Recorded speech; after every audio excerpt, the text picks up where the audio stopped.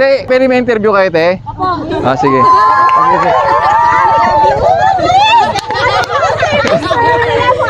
Dito ka, te. Dito tayo, dito. Yan.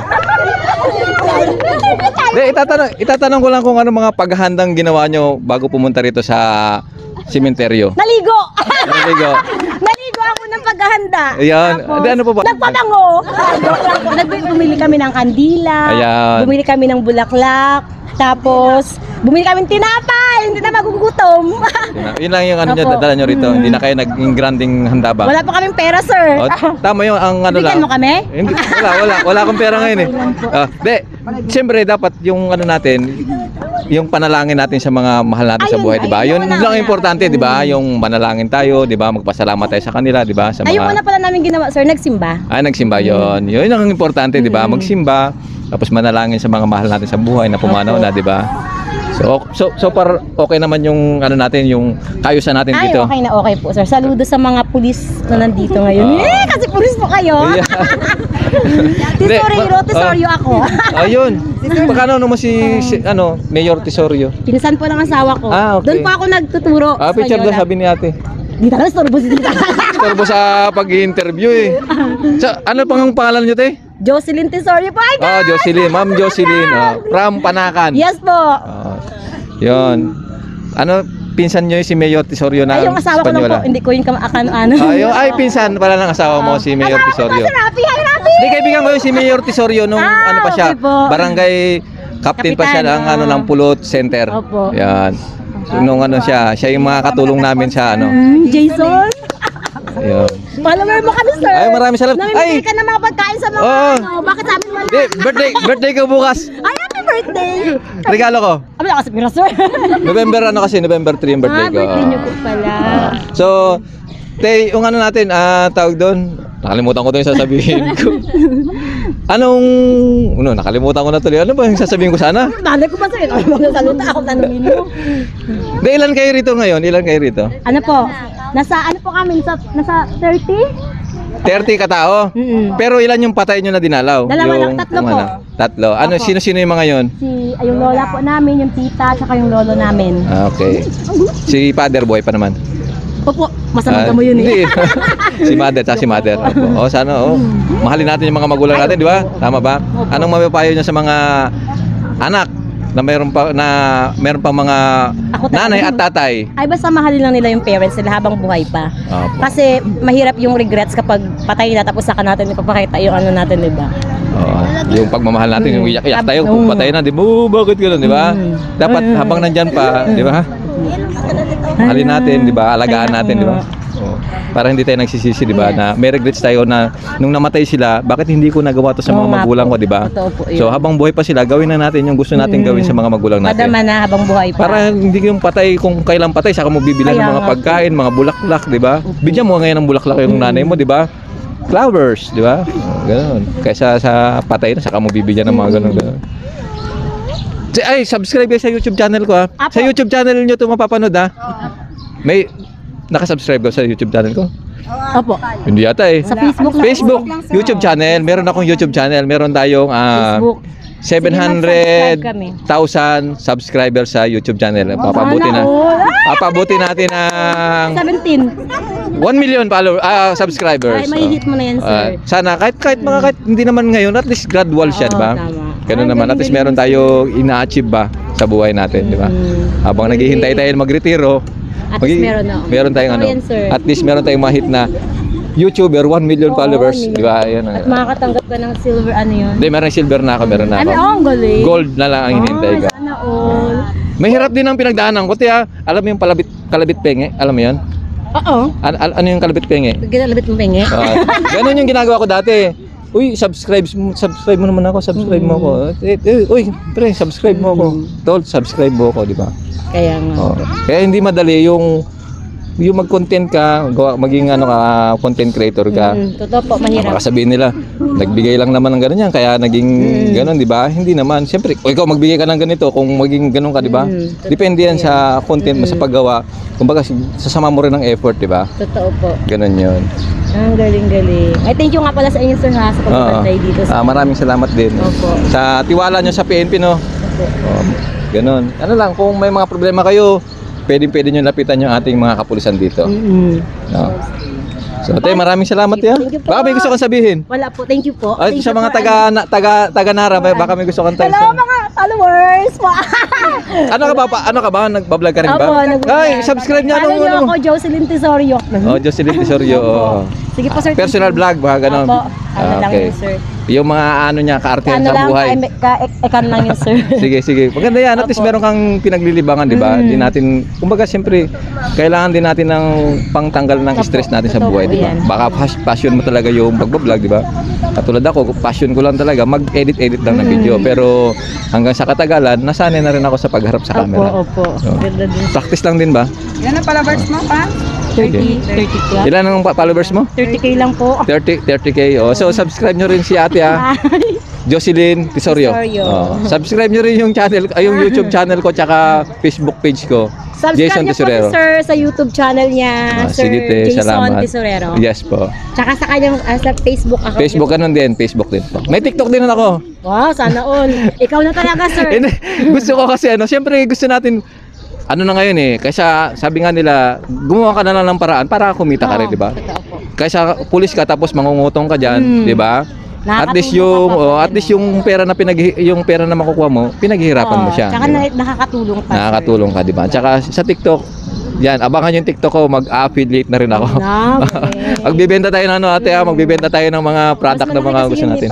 Kumikita ka na ba sa Facebook? Opo. Oo. Pero maliit lang, sir. Maliit lang, di ba? Kala na kasi nila malaki yung kita, di ba? Maliit lang po. Maliit lang. Tsaga-tsaga lang pa.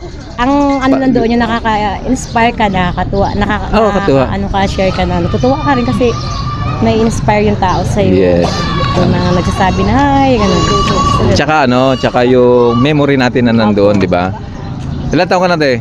38 po. 38, oh. So hindi tayo nagkakalayo ng edad. Ilan na taon na po kayo? Sikreto. Ah. Mas matanda ko sa'yo ng konti. Kasi siyempre nung araw, hindi uso sa atin yung mga picture-picture, Opo, di ba? opo. Bibili ka ng, nakabuta mo ba yung 16 yata yung film? 16, di ba? 16 shot lang, 16, 32 shot, di ba? Di ba? Kailangan pag nagkuha ka nun, dapat maganda yung kuha mo dun, di ba? Smile ka, pero ngayon, di ba? Marami na silang, yung picture ba, pwede mong burahin, pwede mong pagandahin. Doon talaga, kung nakapikit ka doon, nakapikit ka talaga, di ba? Oh, kaya maswerte yung mga kabataan ngayon na inaabutan yung cellphone ba. Hindi Kaya katulad nga. nung panahon natin na yung camera natin, talagang pag hindi bibili ka ng film, dapat pa ipapadevelop mo pa yun. Kung hindi mo pa na-develop, hindi pa magiging picture, di ba? Kaya ngayon marami na. Pero mas enjoy ang kabataan natin dati, sir. Ay, syempre naman. Yes, ngayon talaga. Kasi ngayon nakafocus sa social media. Oo. Hindi katulad sa atin before na na-enjoy talaga natin yung maglaro sa labas. Pero sabi nila nung ano, 'di ba, yung namatay yung anak ni Kim Atienza ba na Si Eman. yung ano daw yung anong tawag doon? Hindi na kayanin, yung depressed ba sa mga bashers, dahil mga sa ganon. social media. Tapos tayong mga batang 90s na mga matitibay tayo. Oo nga, Pero hindi naman sa ganon kasi ako, batang 90s ako, matibay ako, alam ko sa sarili ko na matibay ako. Pero nung naranasan ko na mabash, ay napakahirap mabash po. Kasi ang sa atin kasi, alimbawa, dalawa kami ni ate, nag-away kami dalawa, nagbashan kami. Kaming dalawa lang yun. Kaming dalawa lang. Sinabi niya ako ng ganito, pangit na ganyan. O, sige, o. Kaming dalawa lang nakakalam noon. Pero pag sa social media ka kasi, pag ipinost mo yan sa social media, maraming makakita. Tapos maraming kumbaga makikisawsaw. Hindi lang kayong dalawa na nag-away, di ba? Maraming magko-comment. Papupiestahan talaga nila yung ano mo doon. Oo, di ba? Kaya maano talaga siya pag hindi maano yung emotion mo. Oo, hindi matibay, di ba? Kaya matibay ang emotion. Hindi kasi pag nung tayo lang din kasi nakakaalam nung mga pag-aaway natin, pagbabas ng mga kalaro natin. Hindi katulad ngayon, buong mundo nakikisali, nakikisawsa, di ba? Oo. Kaya talagang mahirap talagang dalhin 'yun sa dibdib natin yung mga pambabas na 'yon. Opo. Di ba? Kaya hindi ko kinukumpara. Alam ko na matibay rin talaga mga batang 90s, pero iba talaga yung dala ng pambabash ng social media. Oh, napakahirap po talaga. Ako naranasan ko po yan talagang pagtulog mo nandiyan pa rin siya sa isip mo. Hindi katulad nung araw na pag sinabihan ka lang ng kapitbahay mo, ganito ka, ganyan ka, madungis Wala ka, lang. ganun ka. Wala lang, kinabukasan, Okay ka naman. kalaro mo na naman siya. Pero Ganun po ngayon yun. mga bata pa lang parang dinidibdib na. Oo, talaga. di mahirap talaga. Iba ang ano ngayon, iba ang Iba- impact ng social media. Yes, sa buhay oo. ng kabataan. Napakahirap. Kung ako papipiliin kung dati o ngayon, mas mahirap yung mabash ngayon Opo. kaysa sa nung araw. Oo. Napakahirap talaga. Sa atin kasi dati sir, ginagawa lang natin parang Biro. normal yung oh. pambubuli. Oo, pambubuli, oo. Di ba? Pilay ka, Oo, di ba? Pag okay sinabi mo lang. pilay, ay bulag. Gagantihan lang kayo, Oo. pero ngayon kasi parang hindi mo alam, dinidibdib na pala ng mga bata. Nagkukumit na sila ng suicide. Oo, yun na. Kahit nga po sa mga teacher, bawal ka na mag-ano ng mga bata. Kaya yung mga bata ngayon nanghihina ng emotion. Opo. Kasi kaya ganun. Mahihayin yung mga kasama mo, no? Opo, mahihayin mga pamilya. Ako lang ang makapal ang mukha sa pamilya namin. Dito ka. Basta initan ka dyan. Ba't Hindi ako sa inyo, sir. Ikaw mahiya. Ang ganda-ganda ni ate. Ay, Di ba? kailangan 20. Eh, Kailangan, gira. dito ka lang, mainit ka dyan. Kasi kumaganda ako pag naano ng araw. Ay, ganun ba yun? Opo. Kasi hindi ka na nakakukuha sa camera mo. Oh, yeah. Te, buntis ka, te? Opo. Ah, kala ko lang, naglagay ka lang ng... Ang sexy mo naman. Oo nga po. Ang sexy buntis man yan. Oo. Yeah. Akala ko naglagay lang siya ng ulan dito. Ilan taon na yan? Pinasan ko. Sa ano na po siya, 25? 25? At Grabe ka naman, 20 pa lang daw.